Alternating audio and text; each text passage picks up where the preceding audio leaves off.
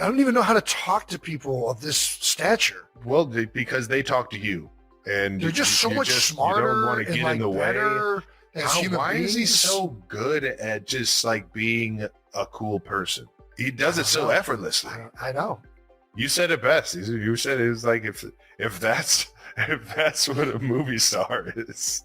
Jesus Christ. If that's what a superstar is, I'm fucked. Yeah. Because I don't have that. No.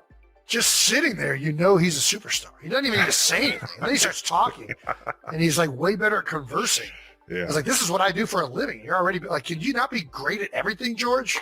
Jesus Christ. You guys are going to see George Clooney take over this podcast. So, are we on? You going? All right, I want to start off. Oh, okay. Wow. I'm going to start off. I'm going to start off. Not you guys. I'm going to start off. Jason, I dig you, man. Oh, wow. You know, you're George. You're NFC. You're a Hall of Famer. You know, I can show some love for you. Thank you, George. Travis, you broke me, man. I'm a Bengals fan, dude. I grew up in Cincinnati.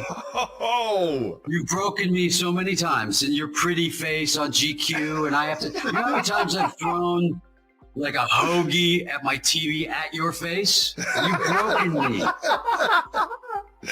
You guys had your run. You guys broke me. I'll tell you what, the Bengals broke me coming out. They took a tight end ahead of me in the draft, and I felt heartbroken. I was a Cincinnati Bearcat. I was sitting in their backyard. That's right. You were a Bearcat, man. Yeah. No, you were literally in the backyard. Man. I was. Off a straight street off the back of Cincinnati. I used to live on Straight Street. How about it, really? Yeah.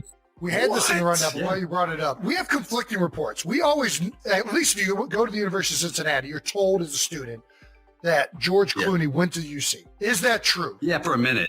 Yeah. That counts, right? I was there for a minute. It counts. I lived on Straight Street on the hill, you know, where if it snowed and you parked, the cars would all end up at the bottom of the hill. That's exactly what we're talking about. Hell yeah. If you lived at the bottom of the hill. down that hill. Yeah, if you lived at the bottom of that hill when it snowed, you ain't making it to fucking practice. You're calling it up. You went down to the King Quick at the bottom and you just got Doritos and a beer and you just sat there until it snowed. Oh, yeah. That's all you could do, man. Over the Rhine, baby. That's some good shit. Over the Rhine. You remember that area? That was like tricky, remember? Oh, yeah. Now it's clean. No, now it's a lot better. It's a lot better. Well, they clean there's still pockets. Pockets. That's a great way to put it. I was back in Cincinnati a couple of weeks ago, and it was funny. I went back, and the owner of the Cincinnati Reds came out. I was speaking in front of a couple thousand people. And owner of the Cincinnati Reds came out, and you know I had a couple of tryouts for the Reds when I was younger, and he came up and read like my scouting report, and it was the most humiliating thing you ever heard in your life. That's too good. Like, he's got no arm. He's got no speed. He can't hit. I'll tell you what, though, he puts a jersey on, man. The guy looks like a ball player. I the hat, dude. I look good. Hell yeah. I believe it. I got to see those. That's too good. Was it just like high school tryouts or like? Yeah, it was. You know, they had a thing where they were taking people out of high school for anybody who was playing well in high school, and they took you out and brought you in and let you try out for. It was like a little combine or a showcase. Yeah, it was fun, but boy, it was pretty humiliating in front of all those people. That's too funny that he had it in there. He still had the detailed report, man. That's too funny. Well, nice. Now we can get it out there. Were you in the DAP program in Cincinnati for a little bit? No, the art program?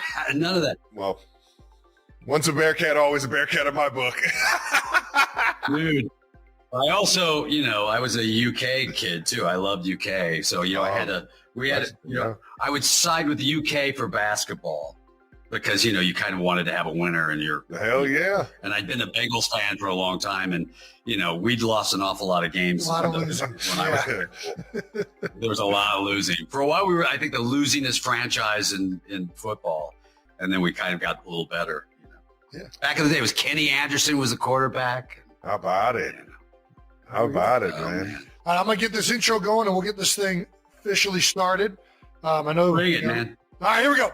Hard guest today is a Hollywood legend from Lexington, Kentucky, a 4-time Golden Globe winner, a 4-time Screen Actors Guild Award winner, a Tony Award winner, and a 2-time Academy Award winner. You know him from his roles in ER, Syriana, Out of Sight, Oh Brother, Where Art Thou, Perfect Storm, From Dusk Till Dawn, Michael Clayton, Burn After Reading, and Oceans 11, 12, and 13, and there's probably more coming. He's the star of the upcoming film, Jay Kelly, and unlike myself, he actually won Sexiest Man Alive twice. 92%ers, please welcome Mr. George Clooney. No fucking way.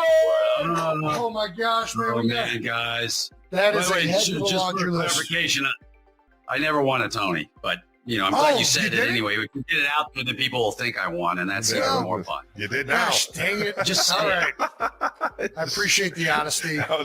We gave Did we you miss actually. anything? Did we miss anything? Yeah, Did we yeah. give you one? Many. We missed a bunch, I'm sure. Yeah, it's okay. I'm fine. I'll be okay. Hi guys, how's it going, man? We're doing great. Thank you so much for taking the time to hop on, George. Thank you This is so an much, incredible Big Al. honor for It's fun us. to be here. It is. I still can't believe that we're getting guests of your stature on this It's thing. insane. This Big is Al. yeah, it's I have incredible. stature now. See, I get gray and I have stature. Well, I mean, no, you get what's the one? You get He walked himself distinguished. into that one, yeah. Dang it! Distinguished, I know. It's coming from a guy that's turning gray as well, and I'll tell you what, he embraces the grayness. He can't wait till he goes full white. Damn right. Damn right. Dude, it's coming. It happens fast. Okay, perfect. I'm looking forward to it. I'm full Santa Claus here in a couple of years, man. It's going to be epic. All right. Your wife will be so happy. Yeah, should be thrilled. Should be thrilled. All right, let's talk about Jay Kelly. How about that? All right, bring it on. Initial thoughts. First of all, incredible film. Loved every second of it. And I know Every you've second already, of it. I'm sure you've been asked this by anybody else talking to you about this film. Did this film feel extra personal to you, being about a blockbuster actor and everything happening behind the scenes? There had to be some type of personal connection to you in this film. Well, I mean, look, we're the same height and the same hair. So good. The guy's kind of, he's kind of a mess. And Yeah. I Fair hope enough. at my age that I'm not quite in that much of a, Fair enough. crisis mode. But, listen, look, this is a guy whose kids hate him and, dad doesn't like him. Yeah, I got 8-year-olds and they still dig me, perfect. That's going to change, as you know. Teenage years are coming. But, I know. How old are your kids? Dude, they're all young. I got 6, 4, 2, and a brand new one.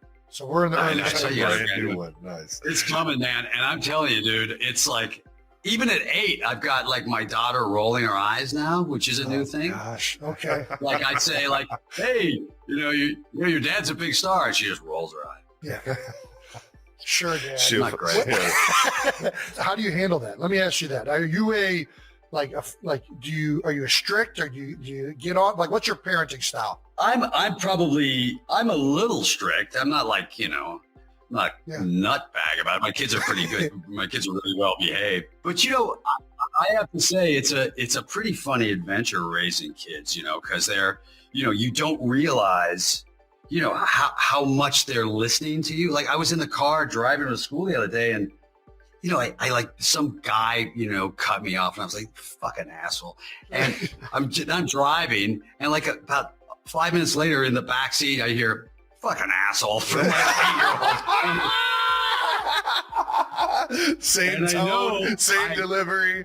Oh my gosh. Everything. And they're going to say that and my wife's going to hear it. And then Yeah. I'm dead. Yes, 'Cause exactly. there's no way I could deny it. So you're learning. And In a deeply emotional episode of New Heights recorded after the Kansas City Chiefs fell to the Houston Texans, fans witnessed a moment that no one was prepared for.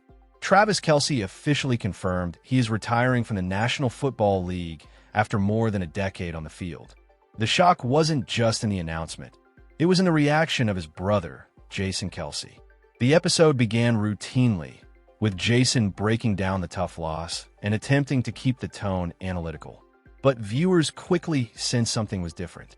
Travis appeared unusually quiet, leaning back in his chair, hands clasped, staring ahead with a stillness that felt heavier than post-game exhaustion. "I'm fine," Travis said softly when asked. "It's just today feels different." Nearly 40 minutes into the episode, after discussions about missed plays and pivotal moments, Jason paused and asked directly, "What's going on, Trav? You seemed off." Travis took a deep breath, placed his hands firmly on the table, and looked straight ahead. "I think it's time to say something," he began. "This will be my last season. I'm retiring." Silence filled the studio. Jason stared at his younger brother, visibly stunned. His mouth opened slightly, but no words came. As Travis continued, his voice remained steady, though emotion crept in. "This isn't because of the loss," he explained. "I've been thinking about it for a long time. My body isn't the same. Every season it takes more to recover. I want to walk away on my own terms, while I'm still standing." He reflected on a career that included multiple Super Bowl titles, unforgettable teammates, and one of the league's most loyal fan bases. A small smile crossed his face as he added, "I've had a career I never imagined, and I have another future waiting for me. A family I want to build, a life I want to fully live." At that point, Jason couldn't hold back his tears. He wiped his face, trying to compose himself before finally saying how proud he was, not just of the player Travis became, but of the man he is. The episode ended not with analysis, but with brotherhood. For fans, it marked the close of an era and the beginning of a new chapter for one of football's most iconic families.